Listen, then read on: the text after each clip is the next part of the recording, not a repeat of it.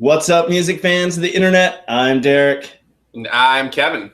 And together we're last week's album. We're bringing you the only reviews with two different views. And this week we're talking about Synesthetica by Radiation City. And we're asking the big question, will the fallout from Radiation City's Synesthetica have listeners ducking for cover or begging for more?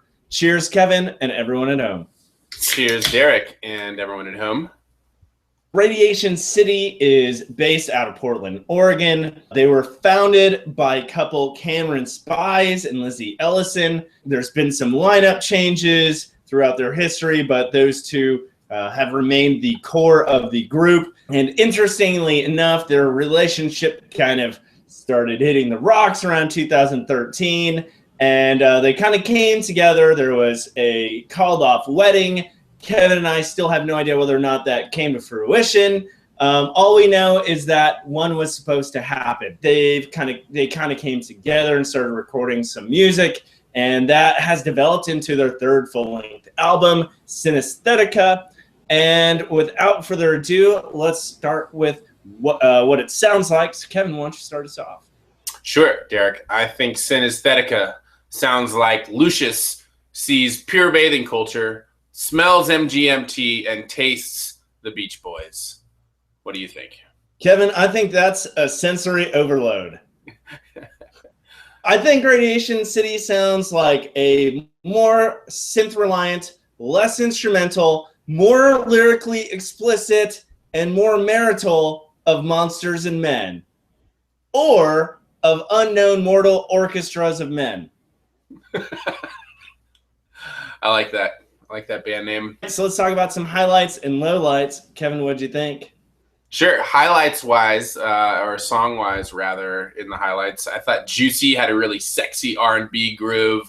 Milky White is some great neo-soul. Sugar Broom is space-age pop. Future is beach jangle bliss. Overall, they do a great mix of doo-wop, sort of classic doo-wop, and more modern technology sounds. So, nice mix. What about you? I really liked the spaghetti western-ish of Butter. Secondly, I really like the fact that they just had a track titled Butter. Just imagine talking about that one. Hey, what track does he have? Oh, that one's Smooth. Oh, yeah, Butter.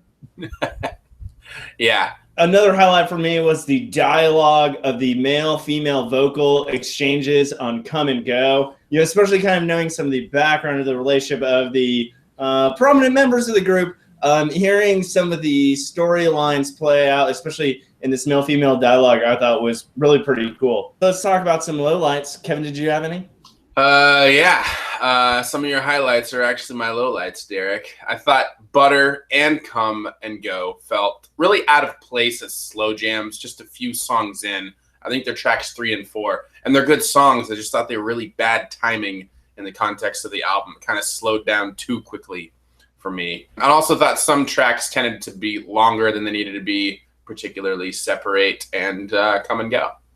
What about you? Yeah, especially 9 songs being at 38 minutes, pretty dense. I think you make a good point about Butter being kind of out of place.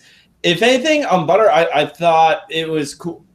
Them even trying to capture that spaghetti western sound, I thought was pretty unique, and just the way they kind of built around that. So maybe that should have been later on in the album. So that brings us to overall rating and asking the big question, will the fallout from Radiation City's Synesthetica have listeners ducking for cover or begging for more?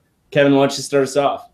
Sure. I think this will have listeners begging for more. I'm actually surprised I've never heard of Radiation City. I feel like they've got something for everyone. They've been around for a few albums now.